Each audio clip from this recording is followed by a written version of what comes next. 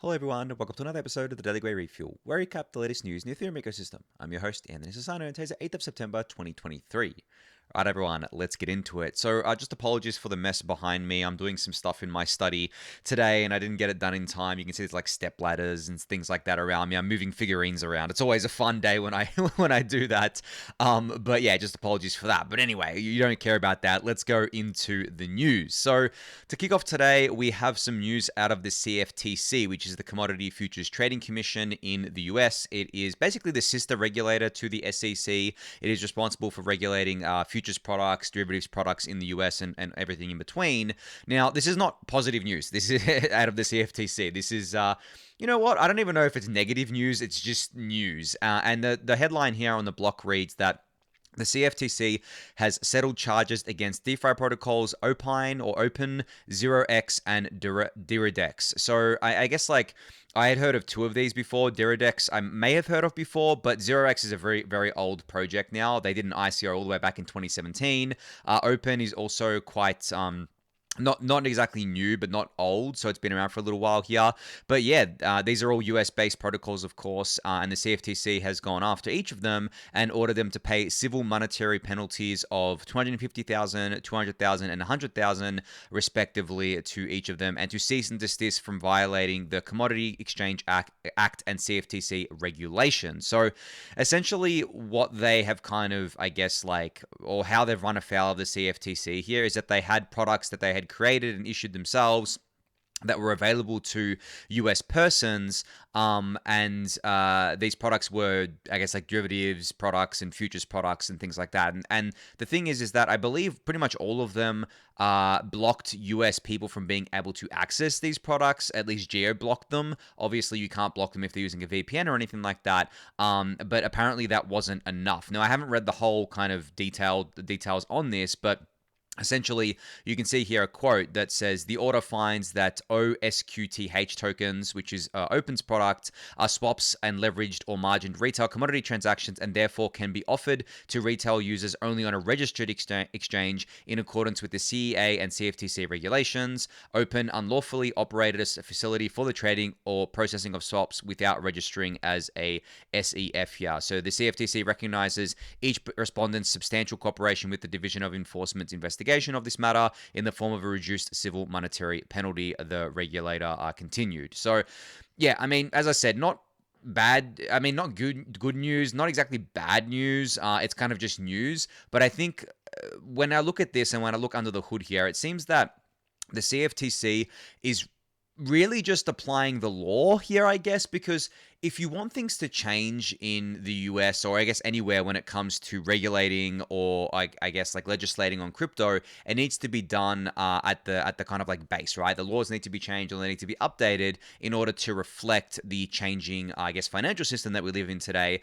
where essentially there are smart contracts that power it, which means that they're not, and there are validators that everyone runs around the world that confirms transactions, so they aren't exactly money transmitters. The smart contracts can do these things on their own. People can create their own tokens from anywhere in the world, and you can very easily and trivially get around geo blocks, right? There's no way to know because there's no KYC and AML. There's no way to know who your counterparty is here. And even if there was KYC and AML, those things are very easily defeated in various different ways. So, yeah, I think that the laws and regulations need to be updated to reflect this. And it seems like the CFTC, I guess, is applying the law, or at least applying the law as how they see it. Now, Jake Chavinsky actually had a comment about this where he said, he has like a tweet here where he said, perhaps we should lay to rest the idea that the CFTC is a better regulator for crypto than the SEC. Apparently today, the CFTC violated the court's opinion in the Uniswap class action and its own principles in an attack on DeFi. And apparently one of the CFTC commissioners here dissented, and she wrote her dissent here, which I'll link in the YouTube description below. And then Ryan Sean Adams replied to this tweet asking, how are we going to win when they just keep respawning Genslers? I'm here and fighting. It's just depressing. And then Jake gave us a bit of hopium here, which in his reply, where he said, they can say whatever they want in a settlement agreement or in speeches or in guidance or in notices of proposed rulemaking. None of it counts unless a court says it does. You may have noticed that we keep winning in the court. That's not going to stop. In the end, we win. win. And I've said this before on the refill as well. It seems like the US court system is, or I guess like the US courts generally, for these matters are actually sticking to the letter of the law and are our kind of like last bastion here to fight back against regulatory overreach, not just with the CFTC, but obviously with the SEC as well. And as those losses keep piling up for these regulatory agencies in court, Congress starts to take notice, and then it becomes a kind of political thing where it's like, well, we need to actually legislate on this because we can't have our regulators continuing to lose in court because that delegitimizes them, and it means that they have less teeth, essentially, and it means that we build all this precedent in the courts that's not good for the government. So eventually, you know, I guess like the theory is that they'll legislate on this and provide better guidance around this here. So you can go read all of this. I'll link it in the YouTube description below. But then Commissioner Caroline D. Pham here also tweeted out as a kind of, I guess, a different kind of thing, not with regards to the settlement, but she said, you know, it's time to take action. I propose the first ever US pilot program for digital asset markets as a regulatory sandbox to test, gather data, and examine innovation. This creates a safe framework for new technologies and market structures under existing regulations and protections. Look, I'm all for sandboxes to be created in the short term, but in the medium to long term, we need actual new legislation and regulations to cover crypto. Like, crypto does not fall into the old, a lot of the old regulations and protections here and laws, because as I mentioned, there are different ways of doing finance now. Like, traditionally, finance has been done through intermediaries, right?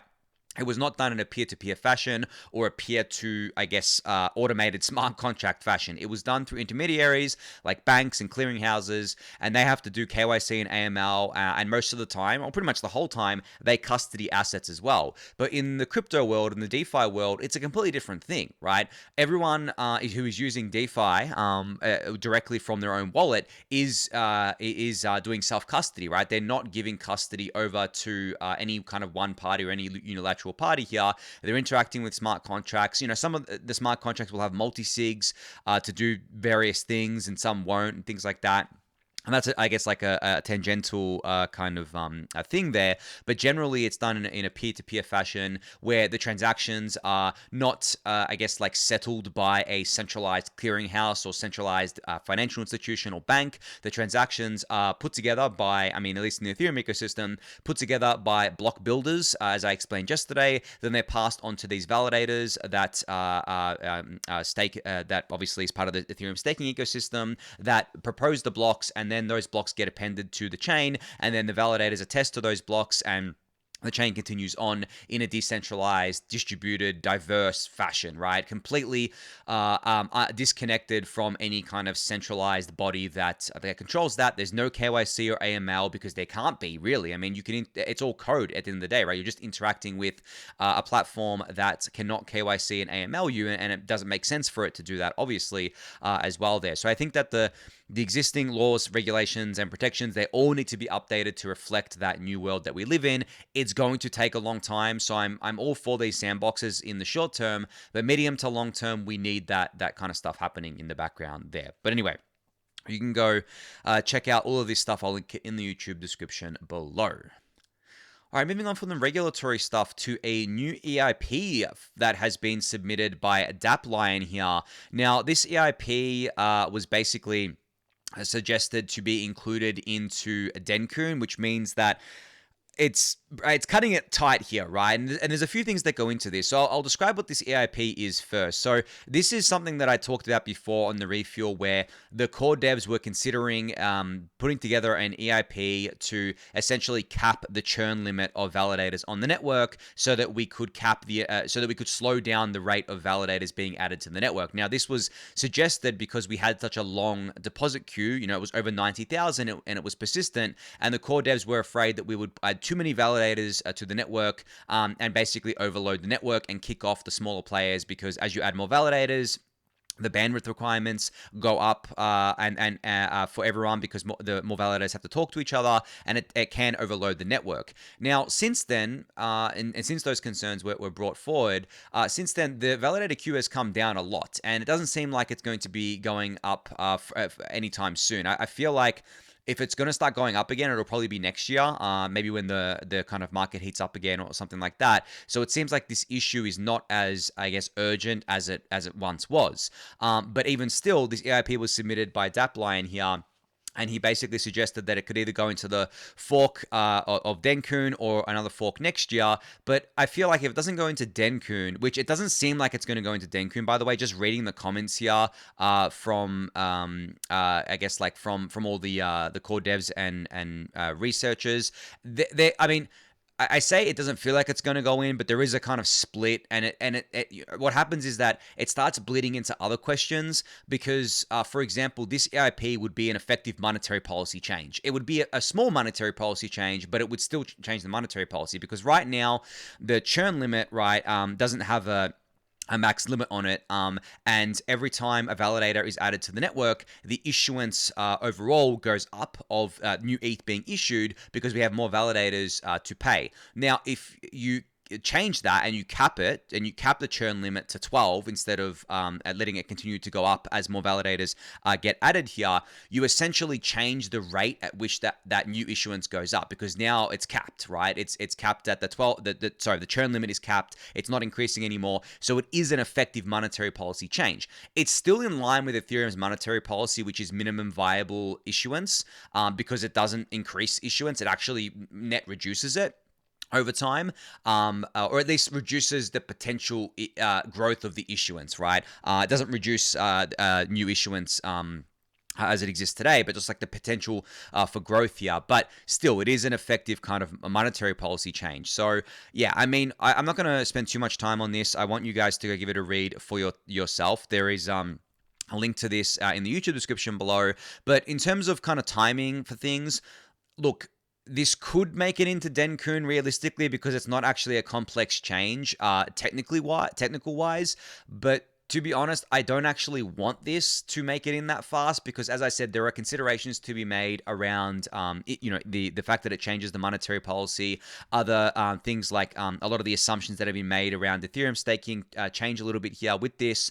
And as I said, it is not something that I believe is urgent right now because it doesn't seem like we're going to get to that kind of like urgent state that the core devs and researchers were worrying about just maybe a month or two ago there. So because there's a lot of assumptions baked into this that the deposit queue is just going to keep growing at a kind of like assumed rate, and that's going to lead to this many validators, but that's not what's happening right now.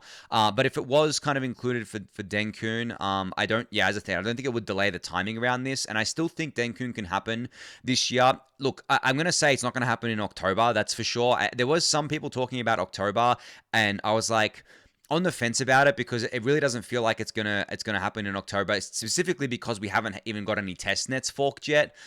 So I'm still sticking by November, but I have said before that it could push into early December. But yeah, we'll have to see how that goes. I think on the next all core dev call they're going to discuss this, and that'll basically be the decision that gets made on that call whether to go ahead with this or not. But essentially, that was the new EIP that was put forward today by Dapline. You can go check it out for yourself. I'll link it in the YouTube description below. All right, just wanted to put on your radar something that I missed the other day. So this is from August 31st, but this was an introduction to something called PEP-C-DVT, which is a novel mechanism for enforcing proposer commitments in Ethereum without requiring changes to consensus. Now, I have talked about PEP-C a bit in the past and how this kind of plays into the whole PBS roadmap. Well, basically, this is a design that doesn't require a change to consensus, which from, I guess, like my view, from the way I'm looking at this, it doesn't require a hard fork, which means it can be built extra protocol, sort of like how the MEV Boost network exists extra protocol here. So if you want to learn more about that, I'll link the post in the YouTube description below, but just wanted to put it on your radar because I did miss it when it first got published about a week and a half ago now. All right, so I was on the Twitter Spaces yesterday with EtherFi, and I don't know if you guys caught that one. I did shout it out on the Refuel a few days ago, but I was on there talking about all things Ethereum staking, and I was reminded of this really great website called Staking.directory, which I think I have brought up on the Refuel before, but I had forgotten all about it and I hadn't mentioned it for a while here. But Staking.directory is amazing. I mean, as I said in my tweet here, it basically gives you a breakdown of all the different types of ways to stake your ETH. And you can see here that they not only list the services, but they also list the software that you can use. And I've covered some of this software like ETH Wizard before. This is a solo staking software that aims to make it really easy to be a solo staker. And on the Staking.directory website, it actually tells you here what this staking type is, the 30-day backward-looking APR, what's the fee, what the minimum stake is, when it was launched on mainnet, and it gives you all these links to do your own research as well.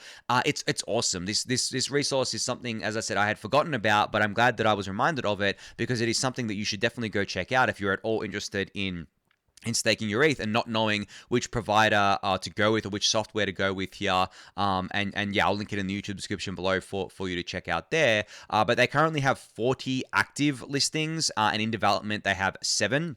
This is crazy. I didn't realize that there were so many different ways to stake, honestly. I mean, I had followed a bunch of them, but the fact that there's 40 different ways to stake, the Staking.directory has updated here, and they've got 7 other different ways that are in development right now, which I've talked about a bunch of these before. I think I've highlighted Nice Node on the Refuel, Diva, of course, Stakewise V3, EtherFi, and more there. But yeah, I guess just wanted to give this a shout out to you guys for you guys to check out. I'll link it in the YouTube description below, and you can go view it.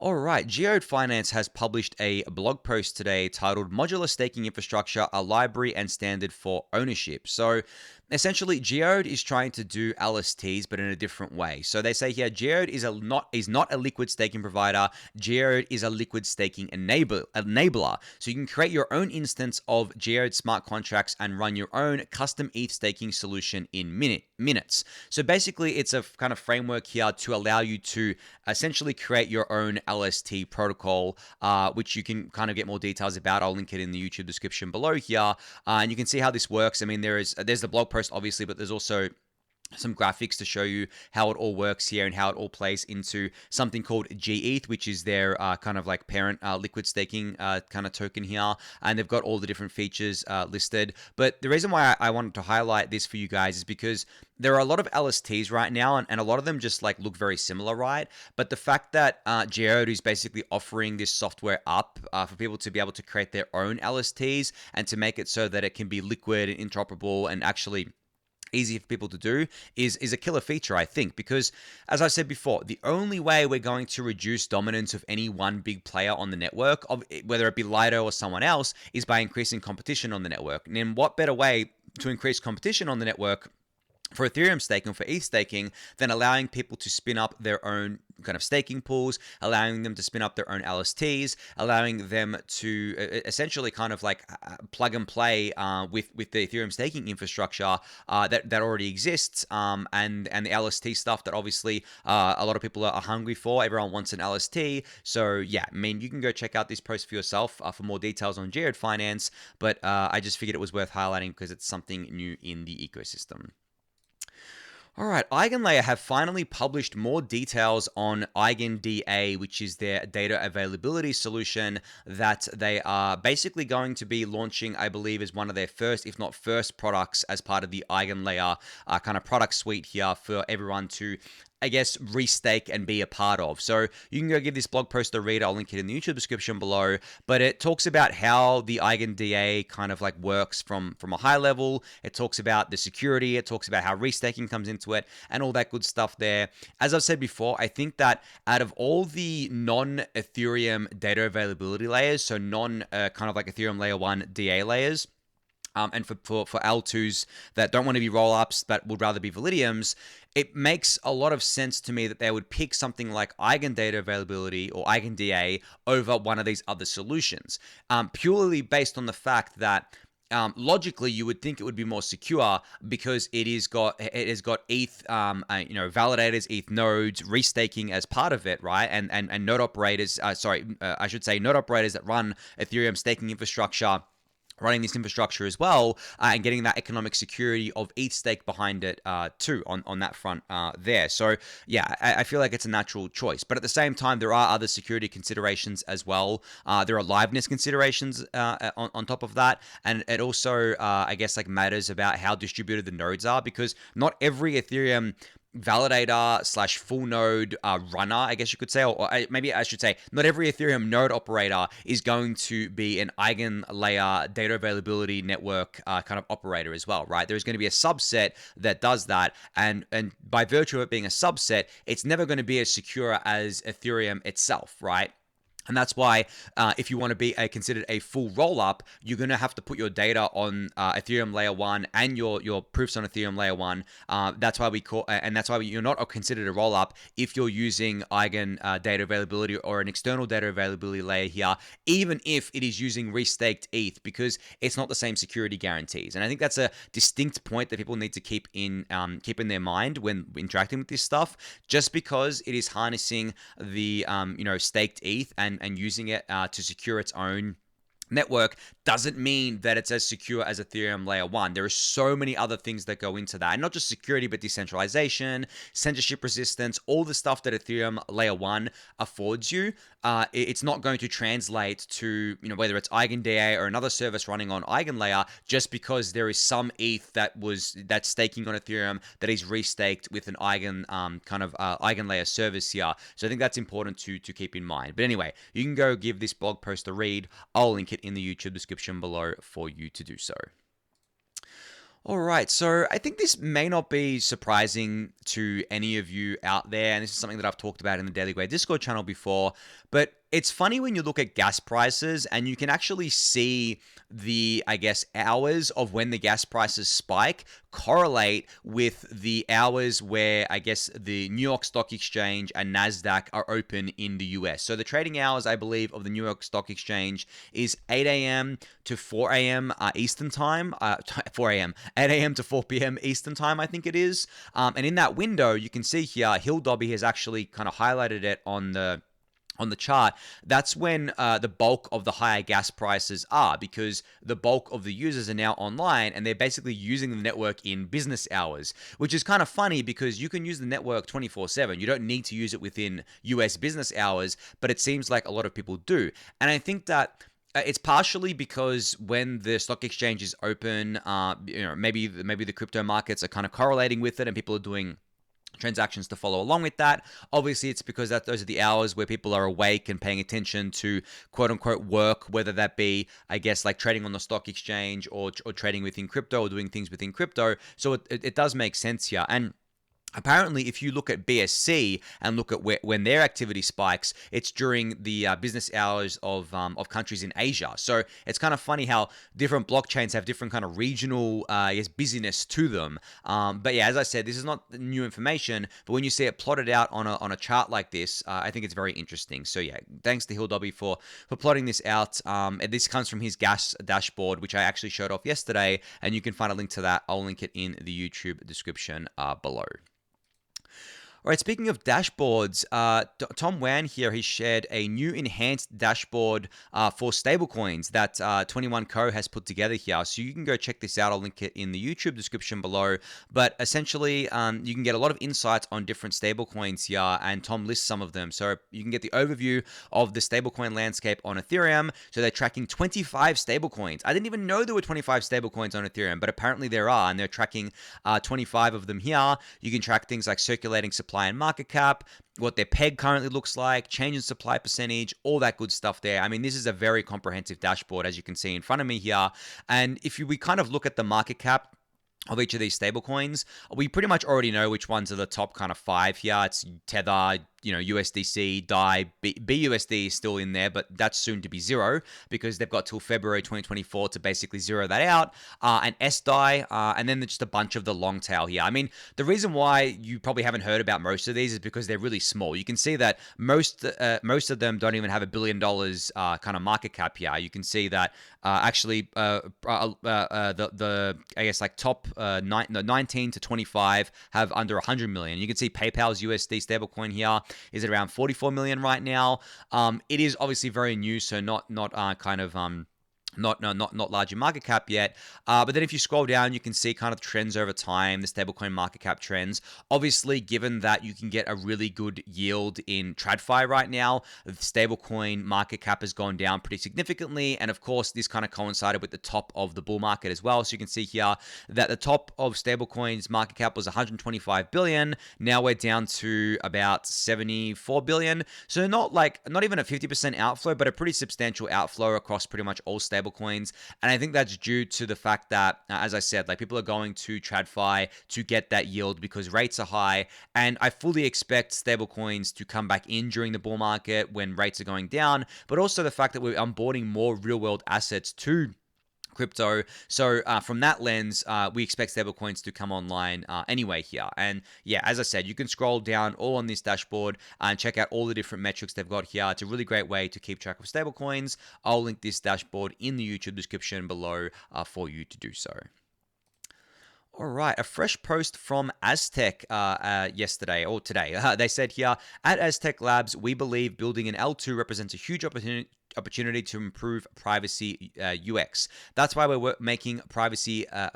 That's why we're making a privacy-first app development more intuitive than ever with painless state management. Introducing privacy abstraction with Aztec. So you can go give this a read. This is more for maybe the developers amongst us and how Aztec is thinking about privacy. But as I've mentioned before, Aztec is building a layer 2 that is not a ZK EVM. It is not EVM compatible, and it is being built from the ground up using Aztec's own technology. They're kind of creating a brand new smart contract language called Noir, which I believe is currently live, and it's been around for quite a while. And they're actually working on building an L2 based on, I believe, the UTXO model. Now, for those of you who don't know, the UTXO model is an accounting model that Bitcoin uses. So the reason why Ethereum doesn't use this, or the EVM doesn't use this, is because it's very limited in what you can do with it. Essentially, with Bitcoin, it works for payments, and it works really well for payments, and it works really well for moving Bitcoin around, and it works really well for just the Bitcoin ecosystem generally. But if you wanted to do more than payments, say you wanted to do smart contracts, say you wanted to have tokens, say you wanted to have NFTs, things like that, then you need a different model. And that's why Ethereum works off of an account model, where essentially you have one address that is your account, whether it is an externally owned account or a kind of like smart contract account. It is still an account. It's still based on the account model here, where you can have all that stuff, and it's really easy to keep track of, really easy to integrate with and build with. Whereas with Bitcoin's UTXO model, it is working like how cash payments work in real life, where essentially you pay someone and then you get like change for that payment, and then that change kind of it creates a new address in the background, a new Bitcoin address, and the wallet software basically collates all of this together.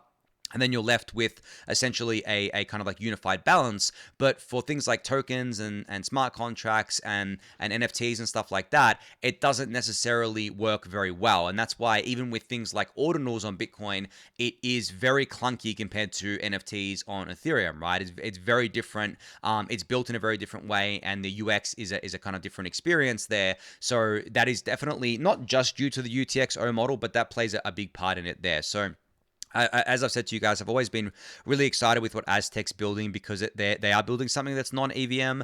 Same with obviously Starkware with Starknet as well. But if you want to learn more about that, you can go check that out. I'll link it in the YouTube description below. All right, so I think that's going to be it for today's episode, but you won't have to wait till next week to hear my wonderful voice again. Tomorrow, there is an episode with Eric Connor dropping. We talked about pretty much like the markets the entire time, but in the context of the ETFs, right? The regulatory news, stocks, all that sorts of stuff. It's about a 45-minute episode, and it was great. If you're not feeling bullish by the end of the episode, then I don't know what is going to make you feel bullish, because we were both very bullish in the episode. So anyway, look out for that. As I said, that'll be live tomorrow being Saturday. Around the same time that the refuel goes out for you to enjoy there. But on that note, I'm going to end it there. So thank you everyone for listening and watching. Be sure to subscribe to the channel if you haven't yet. Give it a thumbs up, subscribe to the newsletter, join the Discord channel, and I'll catch you all next week on the refuel. Thanks everyone.